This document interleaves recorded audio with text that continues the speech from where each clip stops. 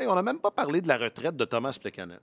Pour vrai, là, pour vrai, les gars, ça fait dur. On ne l'a pas souligné. Ça fait dur. Ouais. Pas un mot sur celui qui aura été assurément un des 3 meilleurs joueurs de sa génération avec le Canadien, là, on s'entend.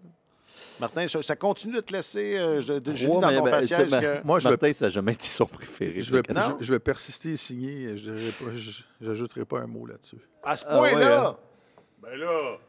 Quoi? Ben là, c'était... J'avais oublié à quel point J'aime tu aussi. l'aimais pas. OK, c'est pour ça qu'on n'en a pas parlé. Oui, je viens de me rappeler. Ah, je me rappelais pas. C'est pas que c'était pas mon type de joueur, là, mais tu sais, ça a été un élément qui est resté longtemps dans l'alignement. Écoute, il a joué. Il a joué longtemps. C'est ça. Bon, Dans la série Tellement Hockey rend hommage. Est-ce qu'on est bon Ah oui, là-dedans? c'est des méchants beaux On honneurs. est bon là-dedans. Ben, écoute, il y avait des patins dans chaque pied. Puis, Ça va, ouais, ça. Je vais venir à la rescousse de Thomas. C'est un joueur cérébral qui avait des habiletés offensives, mais ça, c'est bien. mais qui pratiquait un style de hockey qui faisait pas mal. Ouais. Mais ça te prend des joueurs pour te rendre en série, Martin. Ouais. Et tu joues pas 1001 matchs dans la Ligue nationale sans avoir des qualités indéniables. Moi, j'ai beaucoup aimé ce joueur de centre-là, complet, intelligent, qui avait, comme Martin l'a dit, des qualités offensives. Excellent défensivement aussi. J'ai bien aimé. Puis c'est un des... Peut-être parce que il y a une romance rattachée à ça. C'est un des beaux trios que le Canadien a connu à l'attaque avec Alexei Kovalev pendant un bout de temps. Kostitine, André, était... C'est ça. Alors, c'est dire que c'est de la maigre... C'est un beau duo. C'est de la maigre pitance quand même. Ils ont eu une grosse oui. saison l'année où Kovalev avait fait 84 points. Kostitine avait marqué presque 30 buts, je pense. Tu sais, Plekanec, il y a quelques années, je n'ai pas ses statistiques sous les yeux, mais il a déjà atteint les 70 points, au moins une fois, si ce n'est pas plus. Il y a quelques belles années, tu sais, plus de 600 points dans la Ligue nationale. Donc, ça aurait été un joueur important quand même. De belles équipes du Canadien, là, de 2013 à 2017, mettons. Il a joué. Il y avait le chandail. Je trouve ça extrêmement réducteur. Non, mais de deux choses l'une. Je vais me rappeler de un de nos premiers moments ensemble, Martin. Premièrement, écoute, je ne savais pas qu'il allait nous lancer Thomas Plekanec. Tu sais jamais comment on ne sait jamais. Non. puis deux, écoute, jamais tu vas me voir me lancer dans des éloges dithyrambiques envers quelqu'un j'espère bien. Si je les ressens authentique, pas. C'est ça. C'est la vérité. Non, mais on n'a pas dit qu'il fallait que tu le fasses. Là. Une saison de 70 points. Aime-le! Quand même. Tu vas l'aimer. Il faut reconnaître qu'il a eu une belle carrière, mais c'était juste pas mon type de joueur. Puis ça, c'est correct. Je me souviens quand il jouait, tout le monde disait c'est un joueur qui dispute toujours. Il n'est jamais blessé, il est toujours là. C'est ça, mais il y avait... Pourquoi il n'est jamais blessé, Martin? Il y avait des raisons pour lesquelles il n'était pas blessé. Là. C'était pas le plus visible non plus en série. Ça c'est un voilà. Six boulettes, les gars. C'est ben...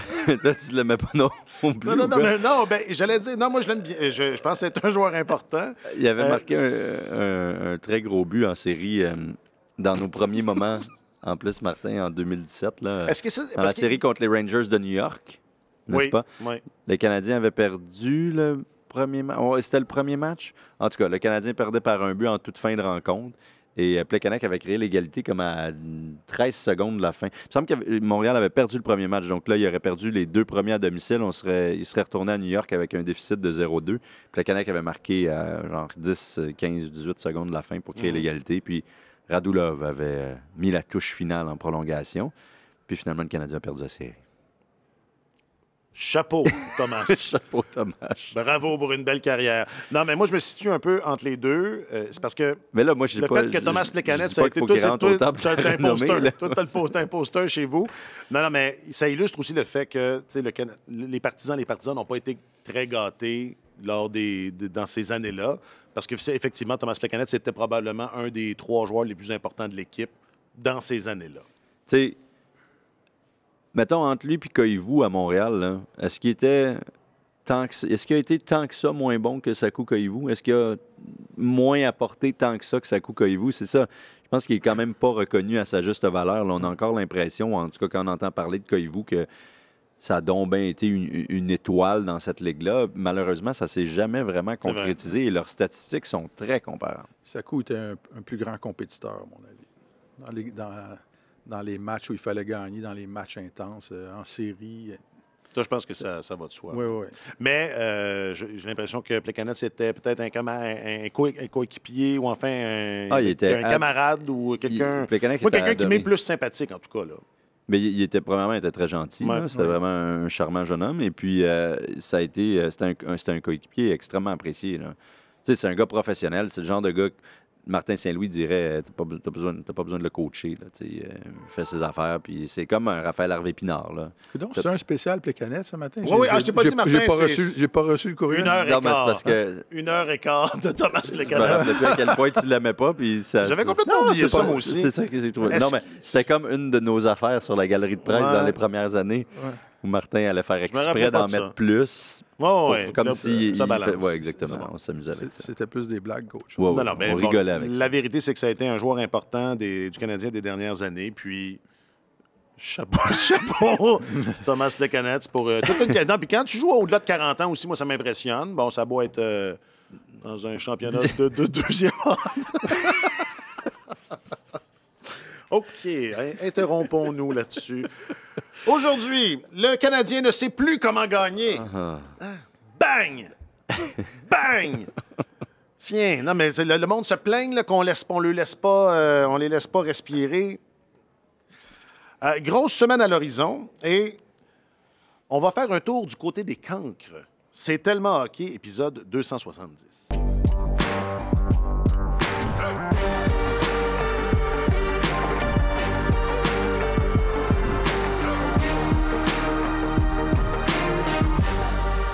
J'essaie de me souvenir de nos autres hommages Oui, ratés, c'est ça. mais il me semble que On c'est n'en a pas toujours- fait c'est à toujours Joe ça. Thornton, hein? Ah, ben, moi, Joe Thornton, ça n'a jamais été... Non, mais pour vrai, en tout cas. Wow. Euh, Un autre qui disparaissait en série. Ben voilà, en tout cas.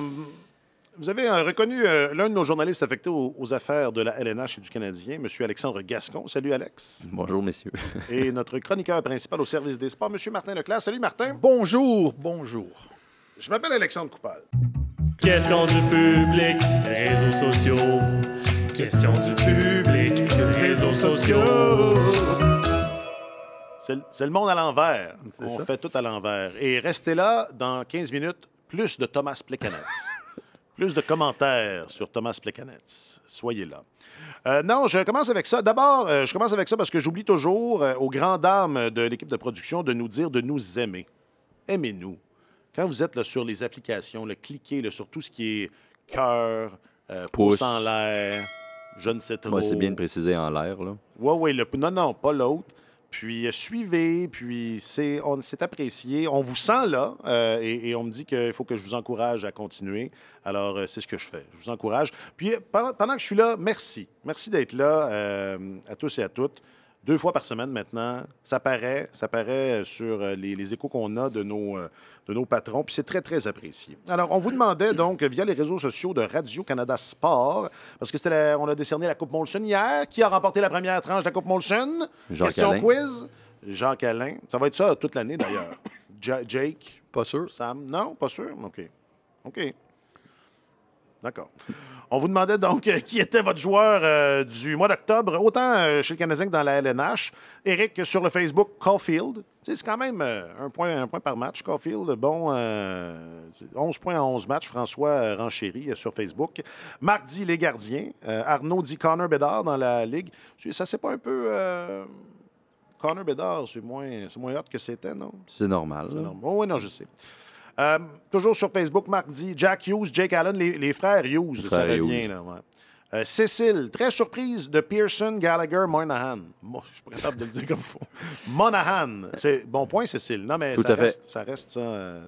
Puis, toujours sur Facebook, Lali dit Matheson, Harvey Pinard. Que de bons choix. On va faire un tour sur le Twitter. Les frères Hughes, voilà, Julien Alain. Je ne sais pas s'il est parent avec Jake Alain. Qui dit les frères Hughes sans équivoque. Mais il est blessé, Jack. Est-ce que je me trompe? Ou il est correct?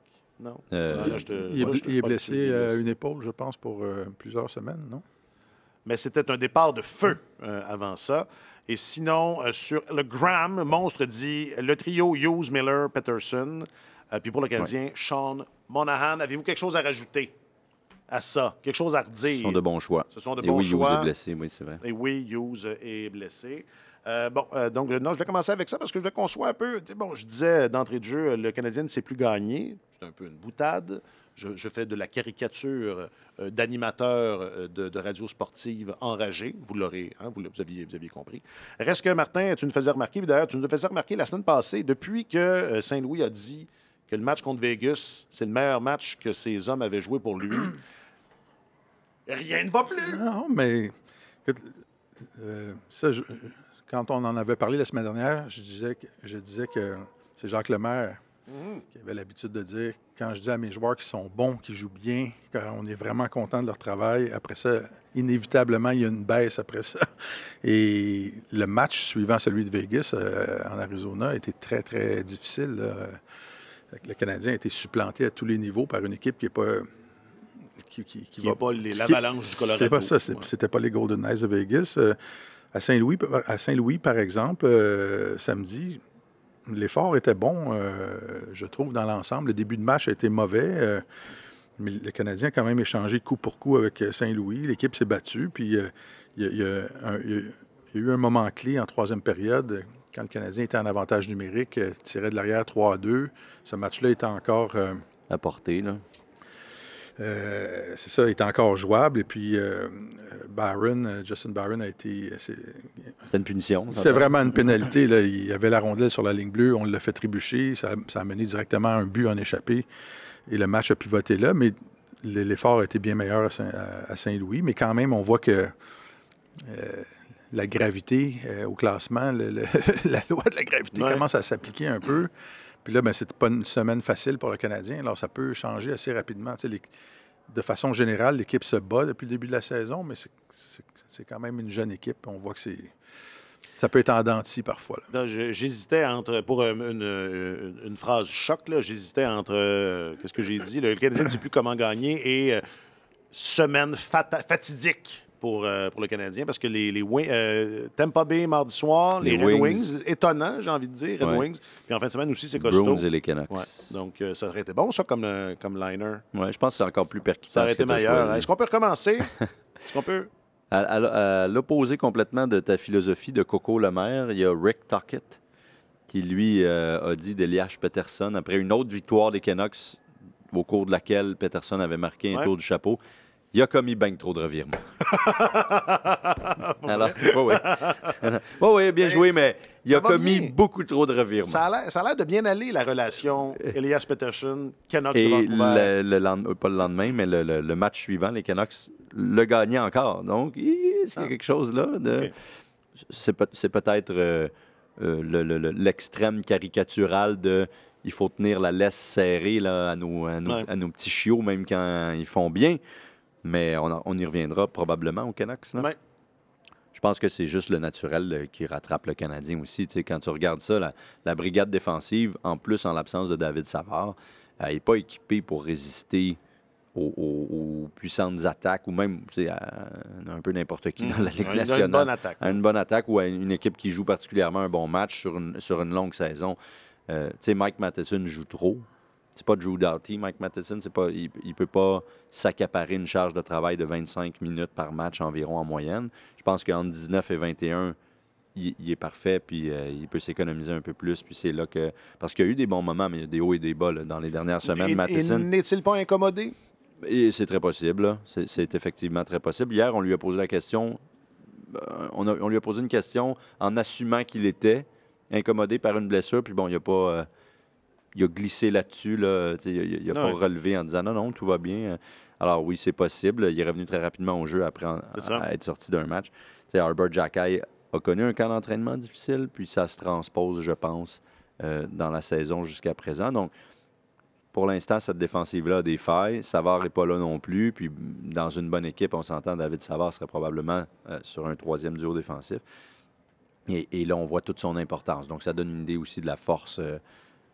en général, l'étanchéité de cette défense-là. Puis c'est juste un peu de naturel. Puis c'est typique d'une équipe jeune d'être capable de connaître d'excellents matchs et d'être super appliqué contre une équipe comme Vegas. Puis finalement, malheureusement, tu vas chercher un point, mais tu n'arrives pas à sortir avec la victoire. Puis après ça, de connaître un creux de vague. C'est ce qui distingue les très, très bonnes équipes de la Ligue des autres qui, pour tout le monde, sauf les Sharks de San Jose, sont capables, un jour donné, d'offrir une excellente performance qui fait en sorte qu'ils peuvent rivaliser avec n'importe qui. Donc, c'est ça. Je pense que ce qu'on voit, c'est juste une correction normale, là.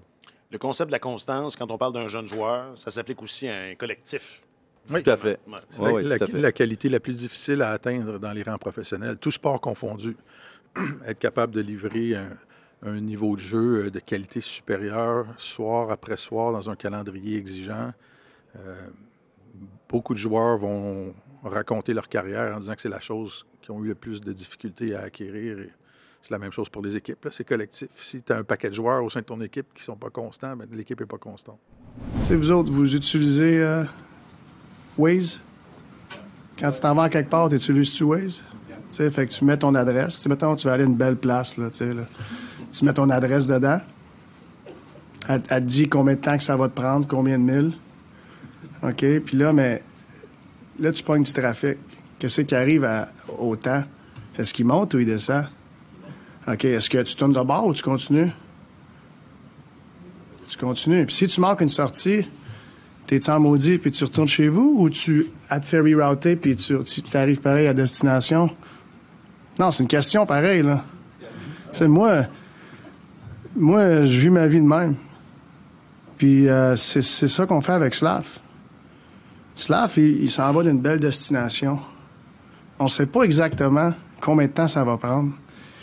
Puis des fois, il y a du trafic, puis il faut pas qu'il se fâche. Faut pas qu'il se décourage. Puis des fois, on va manquer une sortie. Mais on va se replacer. Tu sais, on n'a pas toutes les réponses quand il va être exactement où c'est qu'il va être. Mais je sais qu'il s'en va d'une belle place. Fait que c'est dur pour le jeune d'être dans le trafic des fois, puis manquer une sortie. Puis écouter tout le monde qui parle de tout ça, là, du trafic qu'il a pogné, puis des sorties qu'il a manquées. C'est pas facile pour un homme de 19 ans, fait qu'on essaie de l'aider avec ça. Bon, je sais que j'ai une réputation de cabotin, là, puis ça va peut-être mal sortir, ce que je vais dire, là, mais soyez assurés de ma sincérité. C'est une des plus belles affaires que j'ai entendues. Non, mais je suis sérieux. Je trouve ça bon. Je trouve ça... Non, mais arrête de rire. Je trouve ça vraiment... Martin Bosseur. Non, mais... Puis là, on parle du développement, et on parle précisément de Juraj Slafkovský, mais non, c'est une leçon de... Non, c'est une leçon de vie. Martin? Oui, mais bon écoute, sang? écoute, moi, je trouve les propos de Martin très sécurisants pour Slafkovský. Il entend ça, il dit, écoute, mon entraîneur a confiance en moi, il me donne le droit à l'erreur. Il sait que je ne serai pas parfait tout le temps, puis que je suis en apprentissage. Et c'est peut-être un message aussi à l'endroit de ses coéquipiers. Puis, on mentionnait la semaine dernière, à un moment donné, des fois, le joueur doit peut-être sentir le regard de ses compagnons de trio, juste dans l'attitude quand tu reviens au banc. Les gars sont très compétitifs dans la Ligue nationale. Là, c'est leur gagne-pain, la qualité de leur contrat qui dépend de ça. Les carrières sont courtes, etc. Puis les standards que les joueurs s'imposent sont très élevés. Fait que quand tu as un coéquipier qui traîne la patte un peu, il y en a qui peuvent s'impatienter. Ouais. C'est pas un milieu feutré, le vestiaire d'une équipe de la Ligue nationale. Quand tu as du très bon leadership, les leaders s'occupent de ça, mais quand même, c'est un milieu ultra compétitif, puis les attentes sont élevées. Alors, bravo de tenir ces propos-là, mais moi, j'avais inscrit Slafkovský au menu aujourd'hui, juste pour brièvement dire il a très bien joué à Saint-Louis au sein du premier trio. Mm-hmm. Là, il était allumé. On aurait dit que ça l'avait stimulé de se retrouver avec les deux meilleurs attaquants de l'équipe. Avec des gars qui font des jeux, qui jouent Est-Ouest beaucoup, qui ont un style de jeu peut-être plus adapté à ce que lui aime jouer aussi. Depuis qu'il est arrivé, c'est un gros bonhomme et tout ça, puis peut-être qu'on lui demande de jouer de façon linéaire, puis qu'il est un peu perdu avec ça. On le mentionne souvent que la physicalité du jeu, c'est pas quelque chose qui a l'air dans sa palette de couleurs. Mais bref, ce n'était qu'un match, celui de Saint-Louis. On a fait un diagnostic sur les 10 premiers matchs de la saison quand on s'est parlé la semaine dernière. Puis c'est un jeune homme qui avait beaucoup de difficultés. Mais écoute, si les dirigeants de l'équipe sont satisfaits de ce qu'ils voient et qu'ils sont prêts à vivre avec ça, bien, on verra ce que ça donnera. Tant que la confiance de Slafkovský n'est pas...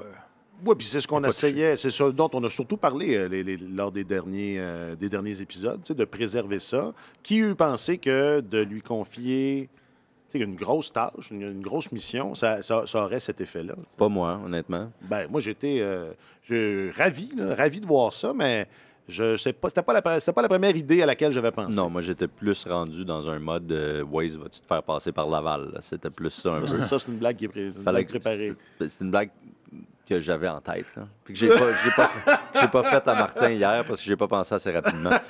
Mais j'aurais dû. Toi, quand tu vas à Laval, là... Quand tu prends Waze, ça te fait souvent passer Moi, par d'ailleurs, Laval. j'utilise jamais Waze. J'utilise Google Maps. Bon, là, que ce soit je vais le dit. dire. Ouais. Mais tu sais, je pense que c'était la façon de Martin Saint-Louis de un peu, pas mettre un terme au débat, là, mais d'essayer de faire en sorte que... D'alléger un peu l'ambiance autour de Slafkovský. Ça faisait 10 jours là, qu'il était question de ça ici, entre autres au balado. C'est tout de notre faute. Dans les textes d'à peu près tous les médias en ce moment. Dans le voyage, ça a été le voyage de 3 matchs. Dans l'Ouest, ça a été le gros sujet de conversation plusieurs jours d'affilée. Slafkovský, oui, non, sa façon de performer, oups, le premier trio. Bon, alors, il y avait énormément de discussions autour de ça. Martin Saint-Louis en était parfaitement conscient, puis je pense qu'il voulait effectivement alléger l'ambiance. Lui parle à Juraj Slafkovský pas mal à tous les jours, là, donc je suis convaincu que le Slovaque se sent en confiance avec son entraîneur et sait qu'il y a de la corde et sait qu'il a le droit à l'erreur. Et la preuve, c'est que même s'il y a un mauvais début de saison, il se fait donner une occasion quand Harvey Pinard tombe au combat de jouer avec Caulfield et Suzuki. Donc, de ce point de vue-là, Martin Saint-Louis ne passe pas de message dans les médias. Là. Rien, ou du moins, si oui, si ça arrive, c'est par inadvertance parce que généralement, ce qu'il va dire a été déjà discuté et compris à l'avance avec ses joueurs. Et il ne va pas se servir des médias pour passer un message à un joueur, par exemple. Mais il peut passer des messages aux médias ou aux partisans. Puis hier, clairement, il y avait réfléchi là, à cette comparaison-là ou cette allégorie-là, si vous préférez. Il était prêt. Puis dès qu'il y a une question sur Slafkovský, il nous a tout déballé ça. Mais il a failli pas en avoir de questions sur Slafkovský parce que moi, personnellement, quand je me suis assis puis on jasait avec les journalistes dans les gradins, je disais, moi, écoutez, Slaf... je donne un break aujourd'hui, c'est correct. Il y a eu un bon match samedi. Puis il y a d'autres sujets desquels on peut parler. Il y a d'autres joueurs qui ont de la misère. Il y a d'autres joueurs qui ont de la misère. C'est ce que j'ai fait. Et où ça aurait pu être Justin Barron, puis qui arrive enfin sur la deuxième vague d'avantages numériques et qui, lui, dans cette brigade défensive-là dont je parlais tout à l'heure, connaît un certain essor, je pourrais dire, ou en tout cas se débrouille bien. Ça, c'en est un sujet aussi. Gallagher est certainement un sujet en ce moment. Il y en a d'autres, là, tu sais. Alors, ça fait 10 jours qu'on parle de cela. Puis bon, il a failli pas avoir de questions là-dessus parce qu'un peu tout le monde, on était d'accord là-dessus. Puis là, Martin McGuire est arrivé en disant « Coudon, Juraj, il se met trop de pression sur les épaules? » Puis là, Martin t'a déballé ça. Mais c'est vraiment pour alléger l'ambiance actuellement et pour passer son message et puis pour peut-être changer un petit peu la discussion. Il était prêt, il avait réfléchi, il avait pensé, il n'a pas improvisé ça. Là. Mais tu été pertinent la semaine passée, alors qu'il y en avait des questions sur Juraj Slafkovský à toutes les mais ça fait boule de neige, ça grossit de jour en jour. Là. J'imagine que l'entraîneur, il se fait poser des questions sur différents sujets tous les jours. Il peut voir qu'à l'occasion, il y a un angle qui colle un peu plus, qu'il y a de la traction, on dirait en anglais, qui revient 2-3 jours de suite. Puis là, il a dû commencer à se poser des questions. OK, coudon, puis en entendre dans les médias, puis peut-être à lire un peu aussi, puis voir que ça devenait vraiment une tempête qui, pour lui, en est une dans un verre d'eau. Alors, je pense qu'après une semaine de tergiversation à propos de Slafkovský, qu'est-ce qu'on fait? Le développement est-tu bon? Faut-tu l'envoyer à Laval? Blablabla. Tout le monde en parle d'un balado, dans les articles, etc. Je pense que là, il s'est dit, je vais essayer de leur expliquer ça de la façon la plus claire possible. Mais je trouve qu'il y a quand même eu, il y a eu des critiques du jeu de Slafkovský, puis il joue devant 20 000 personnes à chaque soir, puis il y a des centaines de milliers de téléspectateurs. Les gens connaissent le hockey, voient qu'il y a de la difficulté. Mais je trouve que c'est quand même bienveillant. Là. Tu sais, les gens s'inquiètent de son développement. Les gens savent que l'équipe est en reconstruction, que l'équipe aspire pas aux séries éliminatoires. C'est la même foule tu sais, qui donne des ovations à l'équipe quand la saison régulière se termine. Puis que l'équipe plus maintenant. Là, non, là, on sent un peu plus d'impatience cette ça, année, mais tu sais, les gens savent que Slafkovský a été un premier choix au total d'une année qui n'était pas... Tu sais, c'était pas une cuvée exceptionnelle, mais quand même... Ils le regardent aller, puis ils veulent juste pas que le Canadien l'échappe et qu'on l'enlise dans un trou qui va faire en sorte qu'il en sortira jamais. Là. Fait que c'est correct que ces questions-là soient posées. Puis la façon dont Martin a répondu, c'est, écoutez, on le voit aller, puis on sait que c'est pas un parcours parfait, mais on sait qu'il s'en va dans une belle destination. Donc, ils ont l'air à penser que la trajectoire actuelle est la bonne. C'est eux qui sont aux commandes de l'équipe, alors regardons ça aller. Ça, ce sont les gens raisonnables, parce que sur les réseaux sociaux, c'est pas toujours le cas. Puis tu écris sur Slafkovský, puis des fois, tu te fais juste répondre bust, déjà, là, avec un joueur... Oui, bien c'est ça. Si on peut juste comme... parce que j'ai envie de le faire, là, mais c'est ça. Il y a des gens qui vont toujours rester convaincus que c'était une mauvaise sélection. Il y a des gens qui vont rester convaincus qu'aussitôt qu'on note quelque chose sur son jeu, je parle les médias, on fait de l'acharnement, peu importe ce qu'on dit, alors que tu as employé le terme bienveillance. Moi, j'aime penser que c'est dans ces termes-là qu'on en parlait ici. Parce qu'au-delà des résultats, on voyait un jeune qui avait l'air un peu perdu. Il y a un peu de révisionnisme aussi dans cette... quand on refait les repêchages, là, particulièrement si tôt, parce que, rappelez-vous, les partisans du Canadien voulaient Shane Wright. Là. Oui. Il n'y a plus personne qui parle de Shane Wright. Non. Là. Non, là, on aurait dû prendre Logan Cooley, on aurait dû prendre Logan Cooley. Personne ne disait ça, là. Personne disait ça avant. Puis, c'est la même chose pour Kotkaniemi, là. Oui. Tout le monde voulait Philippe Zadina, rappelez-vous, à quelques exceptions près. Moi, j'avais parlé de Quinn Hughes. Je sais que Martin aimait bien Brady. Mais la plupart des gens, dans ce débat-là, en 2018, c'était Philippe Zadina. On a besoin d'un marqueur. Il a marqué 44 buts en 57 matchs dans la Ligue junior majeure du Québec. C'est un marqueur. Il y a du caractère. Il y a une attitude frondeuse un peu. C'est de lui dont on parlait. Puis Philippe Zadina tente de survivre avec une équipe qui en arrache beaucoup en ce moment. Donc, si tu me demandais où est-ce qu'il joue, là... Avec les Sharks. Ça me prendrait... Ah, bon, justement, c'est au menu. C'est au menu. Alors, ça me prendrait un choix de réponse. De dire après, alors que tout le monde dit plus tard, on aurait dû prendre Brady Tkachuk. Ouais, mais c'est facile à dire, alors que c'était pas du tout le consensus à l'époque. Mais... Bref, il faut vraiment, je pense qu'il faut essayer de faire abstraction de ça, nous, le plus possible dans notre travail. Alors, imaginez eux, tu sais. Et Sean Monahan, hier, disait, moi, écoutez, ça fait 6 ans que je peux aller sur les réseaux sociaux. Il y en a 29 maintenant. Là. Il dit, pour avoir été un premier choix élevé à Calgary, dans un marché canadien. Puis je lui ai demandé, y a-t-il un élément particulier qui a fait en sorte que tu as décidé de tout couper, tu sais? Puis il a dit, pas particulièrement, mais c'était une passe où je jouais mal. Là. Puis là, tu vas sur Twitter, puis tu ressors de là, puis t'es abattu, tu sais. Ouais. Alors, il dit, je parle à Slaf à tous les jours, puis je lui ai dit, fais pas ça. Va sur Waze. Va sur Waze. Bon, OK, on emballe. Est-ce qu'il y a autre chose à ajouter sur le Canadien? Grosse semaine. Hein? Ça passe ou ça casse? Le mardi prochain, c'est fini? La saison est finie? Ben non, mais il faut que tu te maintiennes à flot. Faut que tu te maintiennes. Faut pas que tu sois largué trop tôt. Faut que tu te maintiennes à flot. D'accord. Ça va prendre un peu de collaboration de Josh Anderson. On n'en a pas parlé, mais Josh traverse une mauvaise séquence. Non, mais c'est parce que je voulais pas justement... C'est ça. Mais Josh, il va être correct. Moi, la raison pour laquelle on n'en parle pas, c'est que, tu sais, Martin dit souvent un marqueur de 20 buts à la fin de l'année. Bon, mais à la fin de l'année, Josh, il va avoir 20 buts. OK? C'est possible. Fait que tu veux pas en parler? Ben, qu'est-ce que tu veux dire d'autre? C'est bon. Qu'est-ce que tu veux dire d'autre? Non, c'est bon. Maintenant, il doit mener une équipe d'amateurs. Certains penseront que vous n'êtes pas des pros, que cette équipe n'est pas une équipe. Trouver ce qu'il faut faire Tu es le premier joueur qui semble plus s'intéresser à ses coéquipiers qu'à sa petite personne, c'est plutôt rare. pour gagner. Tu dois trouver la façon de conduire ton équipe, fais-toi respecter.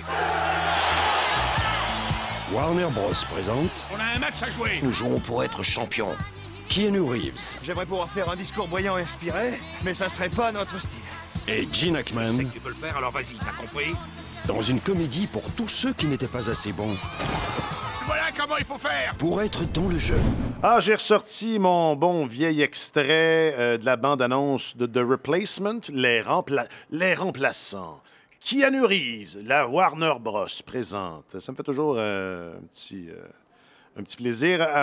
Parce que c'est tout ce que j'ai. Ou enfin, on va parler des cancres, ou de ceux qui en arrachent.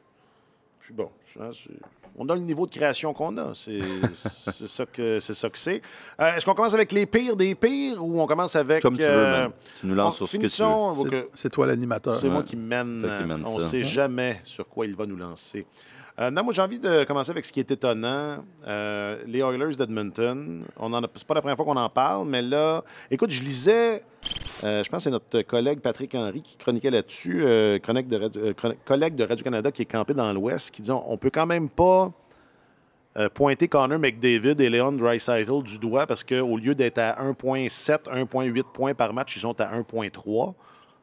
Mais peut-on? Pourquoi? Si quelqu'un peut le faire, je pense que c'est nous autres. On va leur rendre hommage. Oui. J'ai hâte à l'hommage qu'on va leur rendre. Connor McDavid n'a pas gagné grand-chose. Wow. Écoute, cette équipe-là accorde 4,27 buts par match depuis le début de la saison. C'est la fin de la discussion. Là. On n'a pas besoin de se rendre à McDavid, à Draisaitl. Ils sont 31e en défense. Semble-t-il que Jay Woodcroft a tenté de changer un peu le système défensif des Oilers cette année. Ceux qui ont suivi les Oilers au cours des dernières années, je pense, ont clairement vu, on sait que c'est une équipe offensive qui marque des buts à l'appel. Quand cette équipe-là arrive en série, c'est plus difficile de gagner des matchs 2-1 ou 3-2, et même 4-3. Et ils ont tenté, semble-t-il, de changer un peu le style de l'équipe, mais c'est la débandade, là. Les Oilers sont 26e en attaque présentement, 2,6 buts par match et 31e en défense. Alors, tu peux pas... Et quand ça part comme ça, on est pas mal, on commence à avancer au mois de novembre. Là, la Thanksgiving s'en vient. La Thanksgiving approche et si ils sont dans un trou comme ça, ils ont beaucoup de talent, ils vont en gagner des matchs éventuellement, mais c'est difficile de sortir d'un trou comme ça. Et si tu parviens à en sortir, c'est tellement essoufflant de jouer, de gagner 2 points au classement et de te rapprocher d'une place en série. Là, ça se fait sur une très, très longue période, donc tu laisses beaucoup d'énergie là-dedans. Puis c'est dur après ça d'être bon en séries éliminatoires parce que tu as laissé beaucoup. Tu as vraiment tout laissé derrière toi. Fait que ça s'annonce très, très mal. Et tu sais, quand même, ils ont été très dominants hier contre les Canucks en première période. À un moment donné, je pense que les tirs étaient 19-2 pour les Oilers. Ça bourdonnait. Puis boum, leur gardien a donné quoi? 3 buts sur 7 tirs? 3 buts, je pense que c'est 8 lancés, j'ai vérifié. En première période, ils ont tiré 20 fois. Ils ont marqué une fois, les Oilers. Puis le gardien accorde 3 buts sur 8 lancés. Est-ce que les lancers sont meilleurs des Canucks? Oui, il y a beaucoup de chances de marquer des Oilers hier, là, quand même. Alors, c'est une équipe qui ne va pas bien défensivement. Puis il va falloir que ça se corrige vite. Et je sais, Ken Holland est un directeur général très patient, qui n'a pas l'habitude de changer de ses entraîneurs pour un oui ou pour un non. Mais dans un marché canadien, à Détroit, c'était peut-être plus tranquille, mais dans un marché canadien, la pression est extrêmement forte. J'ai hâte de voir si Woodcroft va pas passer à la Thanksgiving. Oui. Mais est-ce que ce serait pas, j'allais dire injuste, tu me diras, si cette business-là l'est, mais quand tu regardes ça, tu sais, c'est Jay Woodcroft, depuis qu'il est arrivé avec les Oilers d'Edmonton, avant cette saison, ils avaient une fiche cumulé là, comme entraîneur de 76, 32, 12. Là, même si on ajoute le départ catastrophique de 2-8-1, c'est une fiche de 78, 40, 13. C'est excellent. Sous Woodcroft, ils ont connu leurs 2 meilleurs parcours éliminatoires. Ils ont remporté 3 séries, ont disputé 5 séries en 2 ans. Qui ferait mieux, là? C'est parce que c'est ça aussi. C'est la question qu'il faut que tu te poses. De c'est beau de congédier Jay Woodcroft. Mais qui on emploie? Là? Est-ce qu'on va chercher Claude Julien? Est-ce qu'on a besoin d'un peu plus de structure? C'est possible, c'est sa force, la structure défensive particulièrement. Je ne sais pas, mais j'ai l'impression que Ken Holland doit se poser cette question-là en ce moment en disant là, je peux bien congédier Jay, mais jusqu'à preuve du contraire, ça allait très, très bien avec lui. Là. Il a fait franchir un cap à cette équipe-là que ses prédécesseurs n'avaient pas été capables de faire. Et Holland n'a rien tenté encore pour essayer de l'aider, entre guillemets. C'est-à-dire qu'il n'y a pas de renfort qui s'est amené. Alors, est-ce que, avant de congédier l'entraîneur, on ne va pas essayer d'épuiser d'autres solutions, peut-être d'ajouter un défenseur, je ne sais trop. Cela dit, on voit rarement des transactions à ce temps-ci de l'année. C'est vrai. C'est vrai. Puis tu vas payer cher. Ouais. Mais les Oilers en sont peut-être rendus là aussi dans leur, dans leur développement, dans leur cycle de vie. Il reste quoi? 2 saisons à Leon Draisaitl, 3 à Connor McDavid, incluant celle-ci. En termes de contrat, En là, termes pas de en con- termes de carrière. Non, mais on ne leur souhaite pas. Et on leur rendra hommage aussitôt que... Peu importe aussitôt- quand peu ce sera. importe, oui. Oui. Mais il faut aussi que ces gars-là sont évidemment là, à l'apogée de leur carrière, pourraient l'être encore pendant quelques années, certainement, mais il faudrait pas que les Oilers prennent une mauvaise tangente, disons, parce qu'il va falloir bientôt que tu les convainques là, de rester là-bas, puis de ne pas gaspiller, entre guillemets, les meilleures années de leur carrière. Leur prochain contrat va être, ça va être leur dernier immense contrat dans cette ligue-là. Alors, Draisaitl, qui peut négocier dès cet été, si les Oilers manquent les séries puis connaissent vraiment une débandade de tous les instants, je ne sais pas, là, peut-être qu'il va se poser des questions. Il va certainement se poser des questions. Donc, c'est vraiment... On se retrouve dans une situation imprévue. On ne s'attendait pas à ça. Et c'est plus compliqué que ça en a l'air, là, juste au premier regard, mais... Le gros problème, ça demeure les gardiens. Ouais. Ça demeure vraiment les gardiens. Et, 31e, les gardiens des Oilers dans la Ligue nationale. Stuart Skinner, 856 de moyenne d'efficacité. C'est vraiment épouvantable. Et Jack Campbell, 873.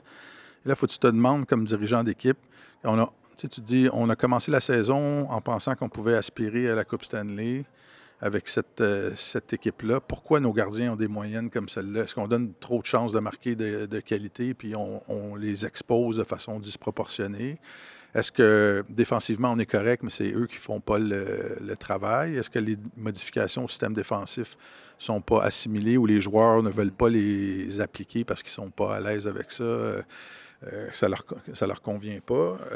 Est-ce que nos joueurs répondent convenablement aux attentes des entraîneurs? Est-ce qu'il leur est demandé par les entraîneurs? Est-ce qu'ils ont cessé d'écouter leur entraîneur? Ce qui serait surprenant parce qu'ils ont eu du succès avec lui, mais c'est une équation, je suis d'accord avec Alex là-dessus, c'est une équation qui est très complexe, mais à un moment donné, tu ne peux pas commencer la saison en étant favori pour aller jusqu'au bout, puis te retrouver en fond de classement, puis qu'il n'y a pas de réaction. Là.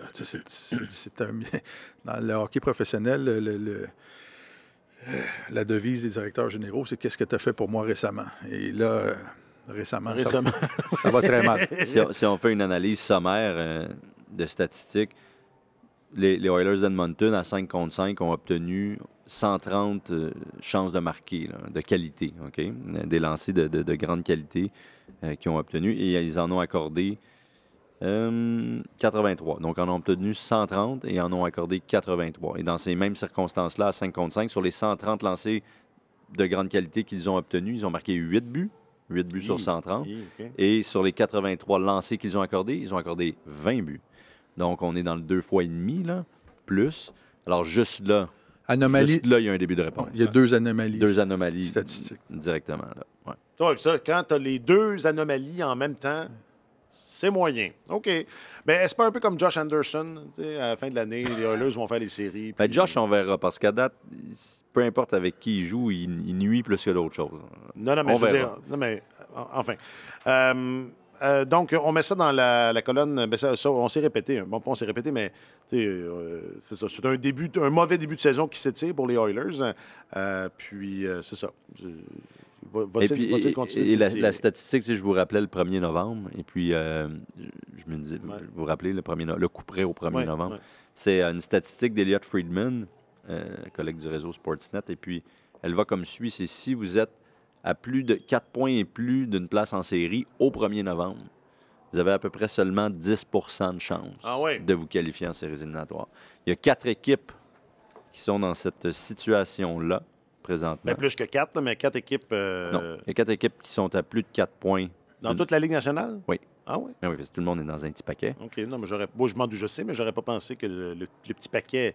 Même était... les Flames sont à 4 points d'une place en série, donc rentre pas dans l'équation. C'est si vous êtes à plus de 4 points. Il y a dans l'Ouest les Oilers et les Sharks, évidemment. Ouais. Bon. Mais déjà, les Oilers, là, statistiquement, ils ont environ 10 à 15 de chances de se qualifier. Et dans l'Est, il y a les Pingouins et les Sénateurs. D'ailleurs, je vous invite officiellement à notre spécial Thanksgiving dans 2 semaines. On va manger de la dans 2 dinde. semaine, on va manger va de la installer dinde une sur le plateau, puis on va, c'est ça, on va faire nos prédictions pour les séries quand on aura le classement. Alors, ça regarde mal pour les regarde mal. sénateurs. Si ça n'avait pas Ça regarde mal été, pour les Oilers si aussi. ça n'avait pas été du, je fais une transition là, regarde-moi là. Watch and learn. À kid. l'école de communication, Alexandre Coupal. Si ça n'avait pas été du... était-ce un baiser de la mort? Mais je veux dire, si ça n'avait pas été du plaidoyer favorable en faveur de DJ Smith, de Steve Stéos, la semaine passée, là, dans la foulée du départ de Pierre Dorion, là aussi, à manière... Puis d'ailleurs, la foule commence à scander... Scande DJ. Fire DJ. Mais la dernière fois que c'est Mais peut-être arrivé, qu'il ça parlait- au New Jersey, ça s'est drôlement bien replacé. Oui, t'as raison. Mais je veux dire, c'est peut-être la musique le problème aussi. à Ottawa. Il y a peut-être confusion. Mais au New Jersey, c'était pas au premier match de la C'est saison. au premier ou deuxième. là, ouais. Mais là aussi, ça regarde mal. Puis ça aussi, c'est un peu... Tu sais, en début de saison, il n'y a personne ici autour de cette table-là qui pensait que les Sénateurs et les Oilers ne feraient pas les séries. Non? Ben, les Sénateurs peut-être, là, mais... Sénateur, C'est que je regarde les équipes canadiennes. Tu sais, moi, je suis Vancouver, Winnipeg, c'était mes équipes canadiennes avec le Canadien. Là. C'était mes équipes canadiennes de bas de classement. Non? Là, c'est comme le contraire.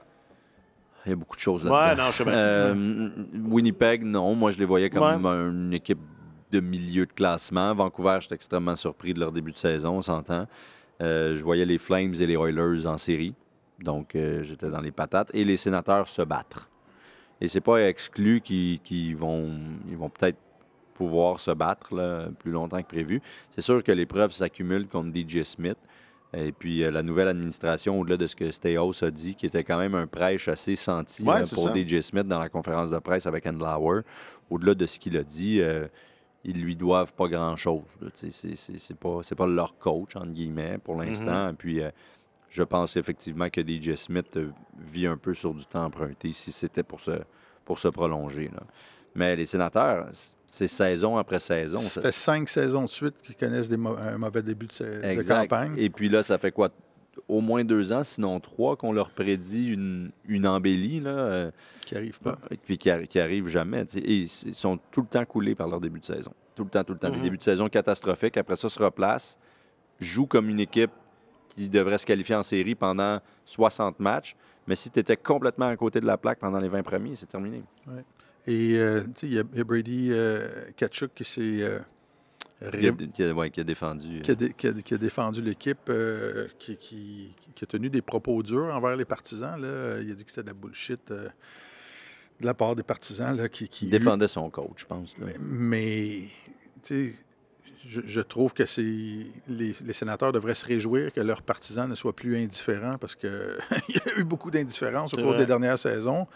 Là, ça veut dire que les gens ont à cœur les succès de leur équipe et là, ça ne se matérialise pas. Puis tu ne peux pas, année après année, avoir toujours les mêmes... vivre toujours les mêmes problèmes avec le même entraîneur. Mauvais début de saison, équipe pas performante défensivement, qui ne pratique pas un jeu étanche. Ils ont plusieurs défenseurs blessés présentement, les Sénateurs, mais toutes les équipes passent à travers... des périodes où il y a des blessures, ça fait partie de ça. Puis il faut que ta structure soit plus forte que ton personnel étoile. Et ils ne sont pas capables de faire ça. Alors moi, je vois pas... ils jouent mercredi, là, les Sénateurs, si ma mémoire est bonne. Ils jouent à Toronto, donc ce ne sera pas de la tarte. Et ça pourrait être facilement 6 défaites en 7 matchs. Combien de temps le nouveau propriétaire va tolérer ça, et le nouveau président des opérations hockey? À un moment donné... si on suit la ligne de pensée qui s'est appliquée avec le directeur général, ils vont vouloir placer leur monde à tous les postes clés. Oui, puis disons qu'à la première occasion, c'est ce qu'ils ont fait. La première occasion, c'est peut-être au lendemain de ce match-là contre Toronto. OK, en terminant, un mot sur l'excellence en matière de cancre. Les Sharks de San Jose qui pourraient battre le... Parler des Leafs aussi un peu, là, non? Ben, les Leafs, c'est comme Josh Anderson. Ça va se placer? Ben oui, non? Il y a juste quelque chose qui est quand même intéressant. Les 4, j'ai décidé de les appeler les 4 fabuleux. Là. C'est correct avec vous autres? J'aurais aimé ça que tu nous en parles avant, mais regarde, devant le fait accompli. Le gros 4. Le gros 4, c'est Le gros déjà... 4, Ouais. OK. Le gros 4 a marqué 29 buts. À lui 4. Donc, le gros 4, c'est John, John, Austin, Will. Mitch, Et oui, c'est ça. puis Will. Will, exact. Ils ont marqué 29... On n'est pas plus clair, c'est bon, on clarifie. Nylander, Tavares, Marner et Matthews ont marqué 29 buts à eux 4. Le reste de l'équipe, 12. Donc, si eux ne sont pas en plein régime, ce qui a été le cas pendant certains matchs depuis le début de la saison, il ne se passe rien. Les Leafs n'ont aucune profondeur présentement. Il n'y a aucune des acquisitions, aucune des signatures là, faites par Brad Treliving cet été qui paie jusqu'à présent. Encore une fois, on fait attention. Mais Max Domi n'a pas marqué, John Klingberg non plus. Domi a eu une bonne saison l'année dernière, puis il a bien terminé avec les Stars de Dallas. Il était bon en série. Bertuzzi réchauffe le banc. Bertuzzi réchauffe le banc. 2 buts, une passe en 12 matchs. Bien loin de l'impact qu'il avait eu avec les Bruins de Boston puis ces dernières années avec les Wings. Donc, à date, là, la sauce prend pas. C'est difficile à dire pour quelle raison quand on ne suit pas l'équipe au quotidien, mais je pense que même les gens qui sont à Toronto ont beaucoup plus de questions que de réponses pour l'instant. Et ça va être à Sheldon Keefe de trouver la solution. Là. Mais malgré le fait qu'ils ont une fiche correcte de 6-4-2, quand on regarde un match des Leafs, je trouve qu'ils n'ont vraiment pas pris leur envol. Et je pense qu'on en avait parlé à notre balado juste qui précédait le début de la saison. Kyle Dubas, les gens ne se rendaient pas compte à quel point il jonglait avec 8 balles en même temps quand il dirigeait, il était le directeur général des Maple Leafs. Il réussissait toujours, à chaque année, à trouver des joueurs qui ne coûtaient pas cher et qui étaient capables d'assurer une certaine profondeur et un niveau de performance intéressant autour des 4 fabuleux. Les 4 gros. Le gros 4. Les gros 4. Et je pense que cette année, ils l'ont échappé. Là, Max Domi, Bertuzzi, Ryan Reeves. Qui lui aussi réchauffe le banc. Oui. Et Klingberg. On vient de nommer 4 joueurs. Là, c'est une grosse partie d'un alignement. Et si tu n'as pas de profondeur, tu ne peux pas gagner dans la Ligue nationale. L'objectif chez les Leafs, on s'entend, c'est toujours d'aller loin en séries éliminatoires. Là. Alors, Dubas était très, très bon là-dedans, d'aller chercher et remarquer tous les joueurs qui sont partis chez les Maple Leafs au cours des dernières années, qui ont trouvé des postes et des bons contrats ailleurs dans d'autres organisations. Les Michael Bunting de ce monde, là, et Zach Hyman des Kerfoot, etc. Et là, ils n'ont pas ça. Et ça va être difficile. OK. C'est peut-être pas Josh Anderson. C'est mon nouveau baromètre pour toute chose. OK, bien rapidement, un mot sur les Sharks. Mais Martin, on revisite un thème dont on a déjà parlé ici, à savoir que... Puis est-ce que c'est depuis la pandémie? Est-ce que ça coïncide avec ça? Mais on assiste à... l'âge d'or de la médiocrité dans la Ligue nationale de hockey. Puis les Sharks pourraient devenir la pire équipe de l'histoire, ravir ce titre-là aux Capitals de leur année d'expansion. Oui, bien écoute, brièvement, l'histoire, si on remonte à la saison 2005-2006 qui a suivi le lockout qui a coûté une saison à la Ligue nationale, ce plafond salarial-là, qui est très rigide, a instauré une ère de grande parité dans la Ligue nationale. Ça a été une période, on peut dire, presque dorée. Là. De façon générale, les gens aux 4 coins de la Ligue, les partisans avaient le droit à des équipes compétitives. Il y avait bien sûr toujours des équipes de dernière place, mais des équipes vraiment qui l'échappaient, qui n'étaient vraiment pas compétitives. Il n'y en avait pas tant que ça. Si on compare avec le reste de l'histoire de la Ligue nationale, et là, depuis 3 ou 4 ans, on voit qu'il y a une classe supérieure, il y a un nombre record d'équipes qui récoltent 100 points au cours d'une saison. Là, on est à 12, 13 équipes par année depuis 3 ou 4 saisons qui ont 100 points ou plus. Et on voit, on est revenu comme au début des années 90, où il y a de plus en plus d'équipes qui jouent pour 400 et moins ou 500 et moins. Et alors que 500 dans la Ligue nationale, là, quand je dis 500, c'est récolter 82 points sur une possibilité de 164, alors qu'on donne des points bonus quand tu t'inclines en prolongation et tout ça. C'est très mauvais jouer pour 500 dans la Ligue nationale. Là. Et il y a le tiers des équipes qui jouent pour 500 et moins. Alors, c'est devenu une mode. Les équipes qui décident de reconstruire, les dirigeants disent on va couler délibérément au classement, on va faire le plein des meilleurs talents possibles au repêchage, puis on va se reconstruire comme ça. Et ils ne font pas ça parce qu'ils sont malhonnêtes, ils font ça parce que c'est la seule voie. Le plafond salarial est tellement rigide qui l'empêche, les dirigeants, de dire, ou les propriétaires, de dire, là, notre équipe s'en va nulle part, on va dépenser de l'argent, on va acquérir des talents sur le marché de l'autonomie, puis on va accélérer le processus. C'est la seule voie possible, c'est d'être mauvais pendant quelques saisons et pendant plusieurs saisons, de faire le plein de jeunes talents.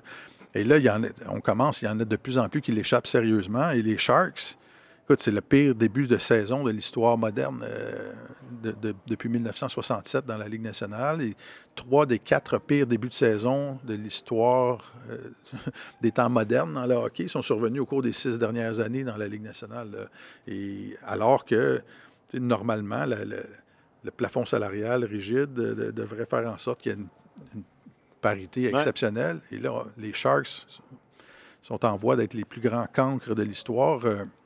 La saison 1974-75 des Capitals de Washington, ils avaient remporté 8 matchs seulement. C'était une équipe de l'expansion. Ils avaient amassé 21 points seulement durant la saison. Et là, les Sharks, écoute, ils vont probablement remporter des matchs cette année, mais là, ils n'ont aucun match de remporté en 11 rencontres. Ils ont marqué 12 buts seulement. Ils en ont accordé 54.